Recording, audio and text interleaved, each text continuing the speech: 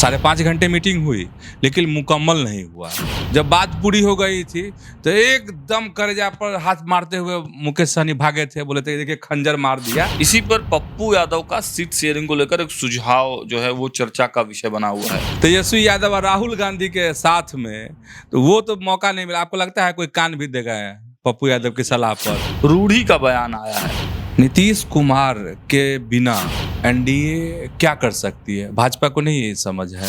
पिछले बार का जो सीट बंटवारा है वो ठीक से नहीं हुआ था। ललन सिंह पर सवाल, लेकिन नाम नहीं लिए हैं। आपराधिक घटनाएं बिहार में जरूर बढ़ी हैं, लेकिन उन सबका कारण राजद है। ऐसे लोग के अगर मनोबल बढ़ गए हैं तो मनोबल को कैसे मसला जाए। पैनोरमा ग्रुप, जो सोचता है वो करता है।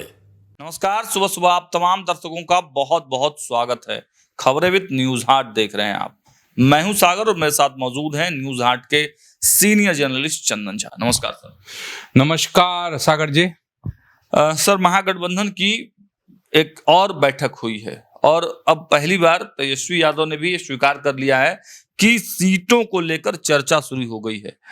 तो आपको क्या लगता है कि मतलब सीटों का जो इतने दिन से जो खबरें चल रही थी, आदान प्रदान हो रहा था, वो सब कोरी अफवाह थी और अब वाकई में जाकर सीटों को लेकर चर्चा शुरू हुई है?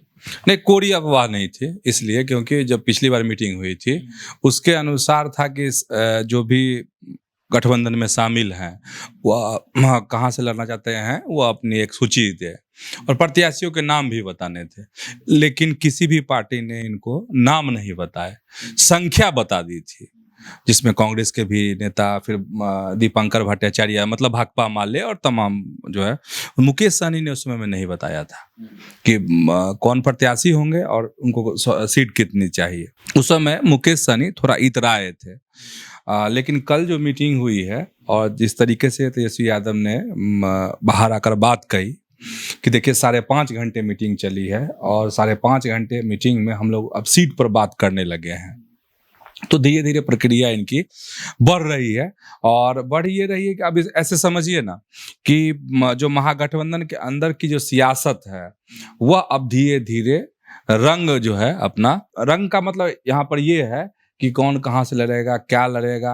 तो ये 5.5 घंटे बैठक का मतलब है कि सारे दलों की बात सुननी, उस पर सीटों की चर्चा, लेकिन मुकम्मल जो है अभी महागठबंधन में नहीं हुआ है।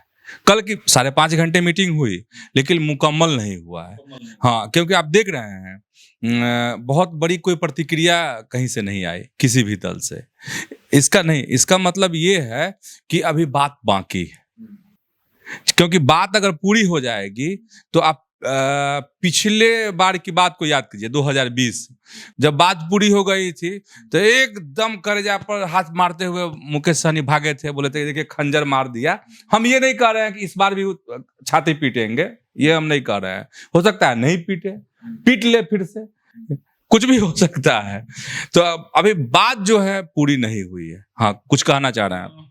इसी पर पप्पू यादव का सीट शेयरिंग को लेकर एक सुझाव जो है वो चर्चा का विषय बना हुआ है। पप्पू यादव का कहना है कि जो लोकसभा चुनाव हाल ही में हुआ है और उसका जो स्ट्राइक रेट है उस हिसाब से अगर टिकट बंटवारा हो तो ज्यादा अच्छा है। देखिए, पप्पू यादव तो सुझाव दे रहे हैं, ठीक है, फार्मूला बता रहे हैं कि उसमें वो उनके मन में यही होगा कि कांग्रेस नहीं 9 पर लड़ी, 3 जीती, इधर ही 23 पे लड़े, 4 जीते, तो इनका तो स्ट्राइक रेट जो रहता है, इनका स्ट्राइक तेजस्वी पर रहता है। पप्पू यादव जो है इन एकदम जो है दाग देना चाहते हैं, किस पर? तेजस्वी यादव पर, और तेजस्वी भी इन पर टिकाए रहते हैं, ठीक। तो पप्पू यादव को, अरे भाई आपको महागठबंधन के मंच पर नहीं चढ़ने दिया गया, आप जो कह लीजिए, पैर में दर्द, शरीर भारी, मतलब तरह तरह की बात और तरह तरह के तर्क है, लेकिन जिस तरीके से इनकी बेइज्जती हुई तो वहां मतलब मंच पे सिर्फ खड़ा होना है तो तेजस्वी यादव और राहुल गांधी के साथ में, तो वो तो मौका नहीं मिला। आपको लगता है कोई कान भी देगा पप्पू यादव की सलाह पर? और देखकर बदला लेना चाहते हैं क्या आप? मान तो हम देखिए, पप्पू यादव भी मजा ले रहे हैं, अच्छा ठीक है। पप्पू यादव नहीं समझ रहे हैं कि तेजस्वी उनकी बात सुनने वाले नहीं है। नहीं, कांग्रेस बहुत ज्यादा, तो कहाँ कांग्रेस भी कहाँ, हाँ, अगर मान लीजिए कांग्रेस को अगर दर्द रहता कि बाप रे बाप, पप्पू यादव नीचे छूट गए, मंच पर नहीं आ पाए, तो कांग्रेस जो है उस समय या उसके बाद कोई अफसोस जाहिर करती, कुछ कहता। अच्छा, राजेश राम से तो आप खूब बतियाते रहते हैं माइक लगा करके। अब ये बताइए कि राजेश राम को अफसोस है कुछ? उनके चेहरे पर कोई सिकन है? नहीं है। उन्होंने कहा कि ऐसा कुछ हुआ ही नहीं। अब लीजिए धकला गए, गिर गए, वीडियो है, और राजेश राम कह रहे हैं ऐसा कुछ हुआ ही नहीं। बाप रे भाई, तो एकदम आंखें बंद कर ली है लगता है कांग्रेस उनसे। अपने बारे में सर बोल दिए कि उतना भीड़ था, उतना कार्यकर्ताओं का जोश था कि हम कई बार धकला गए। अपने आप को बोल रहे एकदम ही आंख मूंद होने वाली बात है। ठीक है, बंद कर लिया, हम तो देखबे नहीं किए। तो सब मतलब आप समझिए कि पप्पू यादव के प्रति क्या दृष्टिकोण है, या फिर आखिर क्या इशारा मिला है दिल्ली से। हाई कमान बोला जाता है कांग्रेस में शायद, नहीं तो हाई कमान से क्या आदेश मिला है। अब समझ लीजिए, पप्पू यादव सब बात समझते हैं, लेकिन भीतरक मार तो भीतरे जाने। पप्पू यादव को जो अभी हो रहा होगा, आप समझिए कि क्या कहें। वैसे भी वो एक तरफा मोहब्बत में पागल है पप्पू यादव। यही ना कहा जा रहा है कि कांग्रेस उतना भाव नहीं दे रही है, लेकिन ये बेचैन है, बेकल है एकदम कांग्रेस के लिए। पता नहीं कौन सी सियासत कर रहे हैं पप्पू यादव, क्या हासिल होगा। गुना भाग जरूर कर रहे होंगे। पत्नी भी हैं कांग्रेस में। हाँ ठीक है, तो पत्नी है तो पत्नी को बहुत कुछ कांग्रेस ने दिया है ना। अब इनको मिलेगा कि नहीं मिलेगा, ये सवाल है। गुना भाग लेकिन पप्पू यादव सुन रहे हैं कि कर लिए हैं। आगे बढ़ते हैं सर। एक बयान की चर्चा खूब हो रही है नीतीश कुमार को लेकर, या नीतीश कुमार के सीएम फेस पर खूब चर्चा होती है, लेकिन अब भाजपा के कुछ बड़े नेता इस पर खुलकर बोलने लगे हैं। रूढ़ी का बयान आया है, साफ साफ वो कह रहे हैं कि चेहरा वही है। आखिर ऐसी जरूरत क्यों पड़ी सर ऐसे वक्त में? फिर से एक बार अब जरूरत पड़ी है कि सब माइक ठूस देता है, पत्रकार लोग भी परेशान करने लगते हैं कि बताइए, कहिए। अरे भाजपा के तो सारा नेता कह रहे हैं कि नीतीश कुमार ही चेहरा, नीतीश कुमार सीएम है, सीएम रहेंगे। हमसे तो बात होती है तो यही सारे नेता कह रहे हैं। ठीक है, कहाँ कंफ्यूजन है? कंफ्यूजन जो क्रिएट होता है, या पत्रकार जो सवाल करते हैं, पत्रकार का तो काम है भाई सवाल करना, तो ठीक है तो करते हैं। तो वही राजीव प्रताप रूढ़ी जो सारण से सांसद हैं, भाजपा के वरिष्ठ नेता हैं, उन्होंने कहा कि एकदम एनडीए जो है, नीतीश कुमार के नेतृत्व में चुनाव लड़ना है एनडीए को, और एनडीए को जीतना भी है। अब मुख्यमंत्री भी नीतीश कुमार को बनना है। ठीक है, तो अगर किसी को कंफ्यूजन था, मान लीजिए भाजपा के किसी कार्यकर्ता को, एनडीए के किसी अन्य दल के कार्यकर्ता को, तो सारा कंफ्यूजन वो साफ कर दिए एकदम। शीशा में धूल लग जाती है ना, तो क्या होता है, उसको कपड़ा मार दीजिए, साफ कर दीजिए, एकदम जो है आईना साफ कर दिए रूढ़ी। और रूढ़ी सीनियर लीडर है। ठीक है, इस बार सही है कि मंत्री नहीं है केंद्र में, लेकिन अटल बिहारी वाजपेयी के सरकार में मंत्री रहने वाले नेता है रूढ़ी। अब ये अलग बहस का मुद्दा हो सकता है कि रूढ़ी क्यों मंत्री नहीं है, क्यों नहीं बने, क्या होगा। और जब भी विस्तार होगा तो कहा जाता है कि रूढ़ी भी रेस में है। अगर कैबिनेट का विस्तार होता है, मोदी कैबिनेट का, तो अगर रूढ़ी कुछ कह रहे हैं तो आप समझिए कि मायने है, और ऐसा कुछ नहीं है। ये भ्रम की स्थिति एक नए नैरेटिव को गढ़ने की कोशिश जो है विपक्ष के द्वारा होती है नैरेटिव को, और उसी का कहे कि उसको काट किया है रूढ़ी ने, बात अपनी रख दी है। कहीं कंफ्यूजन नहीं है एनडीए में। अच्छा, अब बताइए फिर, अब नीतीश कुमार के बिना एनडीए क्या कर सकती है? भाजपा को नहीं समझ है, भाजपा को भी पता है कि नीतीश कुमार के बिना नहीं है संभव, और नीतीश कुमार जब तक हैं धरती पर, खूंटा ऐसे ही गाड़े रहेंगे। ये भी एकदम मानकर चलिए, नहीं? ठीक, आगे बढ़ते हैं सर। नीतीश कुमार की चर्चा आपने की, लेकिन नीतीश कुमार के पार्टी के ही एक नेता कह लीजिए, कार्यकारी अध्यक्ष है ही वो, संजय झा, उन्होंने बड़ा बयान दिया है। उन्होंने पहली बार ऑन कैमरे पर यह माना है कि चिराग पासवान के वजह से ही पिछली बार जदयू तीसरे नंबर की पार्टी बन गई थी। हाँ, एक इंटरव्यू में संजय झा ने, जो जदयू के कार्यकारी राष्ट्रीय अध्यक्ष हैं, उन्होंने यह बात स्वीकार की है कि एनडीए के ही एक पार्टी अलग हो गई, हालांकि नाम नहीं लिया है। और नाम मतलब लोग कहा जाता है ऐसा, चिराग पासवान के बारे में कहा जाता है, उनकी पार्टी के बारे में, हाँ उनकी पार्टी के बारे में कहा जाता है, हालांकि नाम नहीं लिया उन्होंने।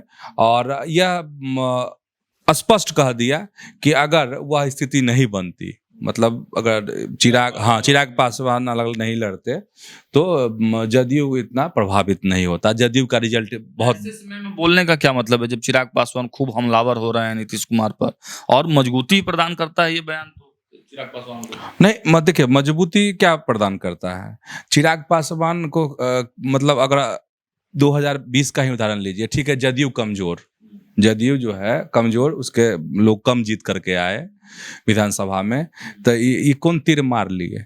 चिराग पासवान, एक सीट, वो उड़नछू, ठीक है, मटिहानी वाले विधायक राजकुमार सिंह, क्या हुआ? उड़नछू हो गया ना। तो चिराग पासवान की भी ताकत तभी है, बाहुबली वो तभी है जब तक कि आपको इसमें है शामिल, एनडीए में शामिल है। मतलब बीजेपी के वोट, नीतीश कुमार के वोट, मांझी जी के वोट, उपेंद्र कुशवाहा के वोट, अगर ये सारे उनको मिलेंगे तभी बाहुबली, मतलब सियासी रूप से बाहुबली, तभी वो बने रहेंगे। याद दिलाने के लिए बयान तो नहीं किया है एकदम, याद? हाँ इशारा है कि वैसी भूल नहीं कीजिए, क्योंकि अगर घाटा हमको होगा तो आपको भी होगा। एक और सवाल संजय झा ने इसी बात में उठाया है कि पिछले बार का जो सीट बंटवारा है वो ठीक से नहीं हुआ था, इस बार नीतीश खुद बांटेंगे टिकट, इसके हाँ मतलब दोनों पक्ष उन्होंने रखा था, एक तो जो एनडीए में फूट हो गई उसको, और दूसरा कारण यह भी बताया संजय झा ने उसी इंटरव्यू में कि टिकट बंटवारा ठीक से नहीं हो पाया, चूक हो गई पार्टी से। किस पे सवाल उठा रहे हैं? ललन सिंह पर सवाल, लेकिन नाम नहीं लिए हैं, फिर यहाँ कहेंगे नाम नहीं लिए हैं संजय झा। उस समय जो टिकट बंटवारा हुआ था, उस समय की जो सियासी बातें थी, तो उसमें ललन सिंह की एक बड़ी भूमिका थी, ठीक है। ऐसा नहीं है कि नीतीश कुमार भी आंख बंद किए हुए होंगे या और नेता बंद किए होंगे, लेकिन एक बड़ी भूमिका ललन सिंह की थी। तो अगर और नेता पे क्वेश्चन मार्क लगेगा तो थोड़ा छोटा होगा, उन पे हो सकता है कि थोड़ा बड़ा हो। हालांकि संजय झा ने नाम नहीं लिया है, तो इस बार तो कह रहे हैं ना कि इस बार कोई चूक नहीं, इस बार खुद मुख्यमंत्री नीतीश कुमार जो है टिकट बांटेंगे। क्योंकि इसको लेकर के भी सागर जी बहुत सारे सवाल उठ रहे हैं ना कि इस बार जो है फलनमा टिकट बांटेंगे, चिलनमा टिकट बांटेंगे। तो संजय झा ने कह दिया कि भाई ऐसा कुछ नहीं है, सिर्फ और सिर्फ नीतीश कुमार खुद टिकट बांटेंगे, इसमें और किसी की बहुत बड़ी भूमिका नहीं होगी। सर, एक और बयान की चर्चा हो रही है, विजय सिन्हा ने बयान दिया है। हालांकि विजय सिन्हा बोल रहे हैं, मांझी जी भी वही बात बोल रहे हैं, उमेश कुशवाहा वही बातें बोल रहे हैं कि आपराधिक घटनाएं बिहार में जरूर बढ़ी हैं, लेकिन उन सबका कारण राजद है।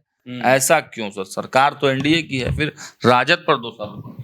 नहीं, सरकार एनडीए की है और राजद पर दोषारोपण इसलिए है क्योंकि थोड़ा सा हिस्ट्री समझना होगा, पिछले दिनों को याद करना होगा।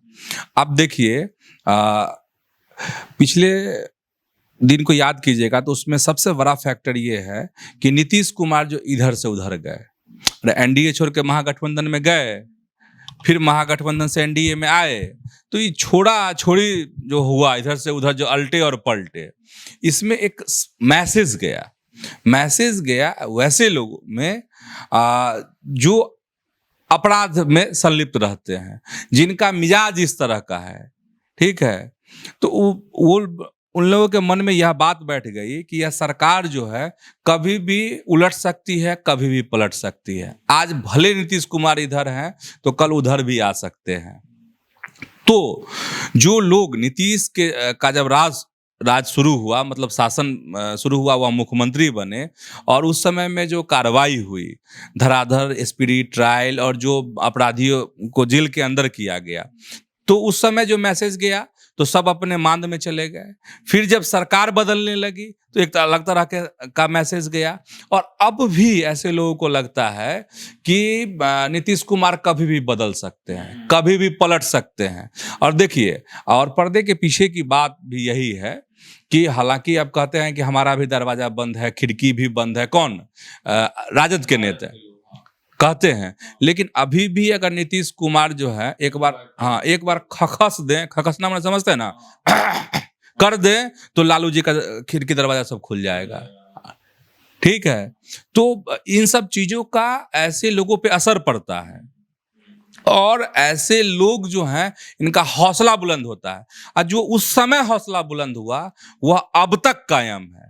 तो मुझे ये लगता है कि जो डिप्टी सीएम है विजय सिन्हा यही कहना चाह रहे हैं कि कैसे इन लोगों का हौसला बुलंद है, कौन लोग शामिल हैं, जो आप कह रहे हैं कि राजद के लोग शामिल हैं। तो इसके मायने यही है, मतलब यही है, विजय सिन्हा यही बताना चाह रहे हैं। और देखिए, कुछ केसेस ऐसे हैं जिसमें अन्य तरह के लोग भी हैं शामिल अपराध में, लेकिन ऐसे मिजाज वाले लोग जो हैं, जो उस समय एक्टिव हुए थे, वो अभी तक सोए नहीं है। उनको वक्त का इंतजार है, इसी में मौका मिलता है तो कर देते हैं। हाँ, तो इस तरह की घटना होती है जो सरकार के लिए परेशानी का सबब है। देखिए विजय सिन्हा जी, चुनौती है आप लोगों के लिए, प्रशासन के लिए चुनौती है, सरकार के लिए वाकई में चुनौती है। कोई भी हो उस पर सख्ती से ये होना चाहिए। और देखिए, कार्रवाई भी हो रही है, पिछले दिन हुई है कार्रवाई, हत्याकांड का भी बड़ा उदाहरण है। तो कार्रवाई भी हो रही है। तो लेकिन एक है प्रश्न तो है सरकार के सामने कि आखिर कैसे इन सब चीजों को नकेल कसा जाए। ऐसे लोग के अगर मनोबल बढ़ गए हैं तो मनोबल को कैसे मसला जाए।